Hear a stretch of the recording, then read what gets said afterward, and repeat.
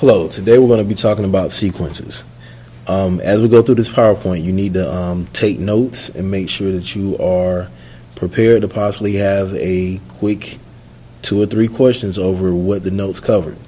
Remember, you can pause the video as you go through it to make sure you get all the notes, and you can also rewind it if you need something repeated. Starting off, just defining the word sequence. It is a list of numbers that go in a specific order and follow a pattern. So these examples, you have 1 3 5 7 and then 3 9 27 81.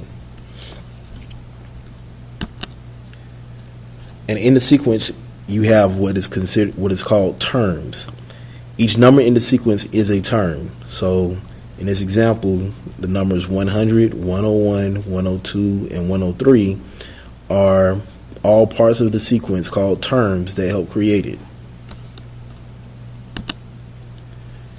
Sequence notation basically is just a way, basically almost the exact same thing as a sequence, except it is written specifically like this, where you have 1 3 5 7 and then the ... That is what makes it sequence notation.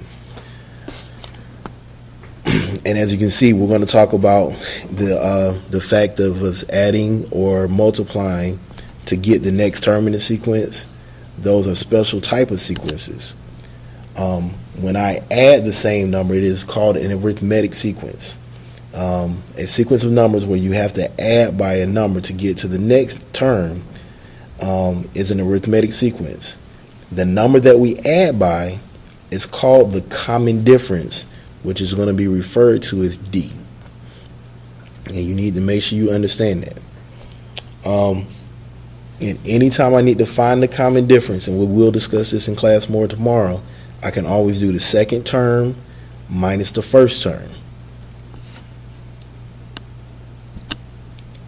Now, a geometric sequence is a sequence of numbers where you have to multiply by the same number to get the next term.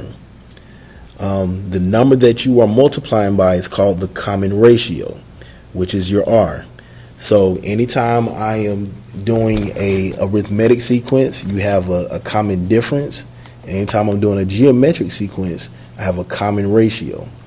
And just like to find my common difference, if I'm looking for my common ratio, I can take the second term, and this time I'm going to divide it by the first term, and that'll give me my common ratio.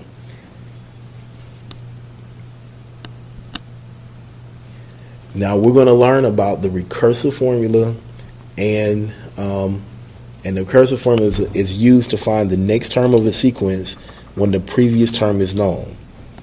This formula always has 2 parts. Okay, so we're going to learn about that formula, and that'll be the first one we learn about. And then we're going to talk about the explicit formula. And it is used to find the nth term of a sequence, which means I can find any term that I'm looking for, and I don't have to know the previous term to do it. And this formula only has 1 part, and it is used when you're trying to find any term that you're looking for. That is the notes that you need to be prepared for class tomorrow. Make sure that if you have any questions, you come prepared to ask that question, and it is very likely that we will have another 2 or 3 question assessment just to make sure that we watch the video. Thank you, and I'll see you in class tomorrow.